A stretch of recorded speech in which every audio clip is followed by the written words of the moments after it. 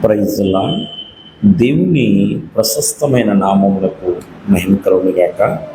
ప్రభు పేరట మీ అందరికీ హృదయపూర్వక వందనాలు. ఈ ఉదయకాలము దేవుని వాక్యాన్ని విందాం. కీర్తనల గ్రంథము 13వ కీర్తన 2వ వాక్యము.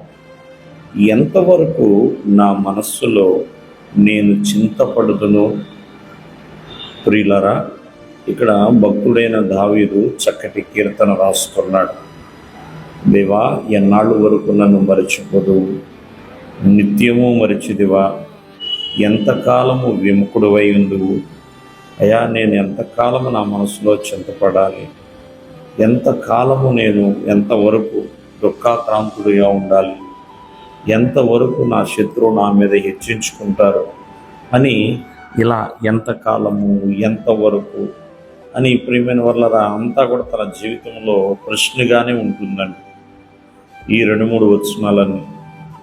కావున మానవ జీవితంలో కూడా ఇలా ఎవరికి వాళ్ళే వారి గురించి వారు సెలవిస్తూ ఉంటారు. ఉదాహరణగా చెప్పాలంటే శంకరి నేను పాపిని అంటున్నాడు. అయ్యా, నేను పాపిని ప్రభువా. అలాగే భక్తుడైన పౌలు అంటాడు, నేను ప్రధాన పాపిని ప్రభువా అంటూ ఉంటాడు. ప్రధాన పాపిని.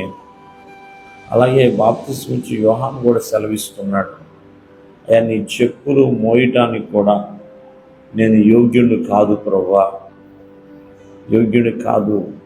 అలాగే దావీదు కూడా నేను చచ్చిన కుక్క వంటి వాడినని తన యొక్క గ్రంథాల్లో రాయబడుతూ ఉంటాయి. ఇవన్నీ కూడా తగ్గింపు మాటలు, లేకపోతే వారిలో ఉన్న లోపాల గురించి దేవునికి చెప్పుకోవటం. మోషే కూడా ఆనాడు ఐగుప్తు దేశం వెళ్ళమంటే, ఇశ్రాయేలు ప్రజలను విడిపించమంటే, అయ్యా నేను నెత్తివాడిని కదా నాయన, అయ్యా నేను నాకు నోటి మాంద్యం ఉంది కదా ప్రభువా అంటూ తన సెలవిస్తూ ఉంటాడు. ఇలా ఎంతోమంది అబ్రహాం అయితే ప్రార్థన చేస్తున్నప్పుడు సొదొమ గొమొర్రా పట్టణాల కోసం ప్రార్థన చేస్తూ, అయ్యా ధూళియు బూడిదనైన నేను నీతో మాట్లాడ తెగించి ఉన్నాను అని.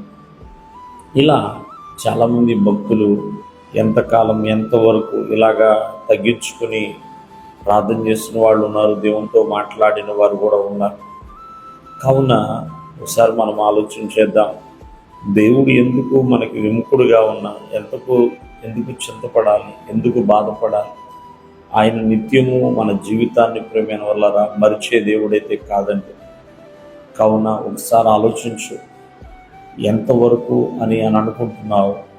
దేవుడు భరించగలిగినంత వరకే ఇస్తాడు, సహించగలిగినంత వరకేనండి. అంతకుమించి ఏది కూడా మోయలేనన్ని భారాలు నీ మీద పెట్టేవాడు అయితే కాదు. దేవుడు మిమ్మల్ని ఆశీర్వదించును గాక. ఆమేన్.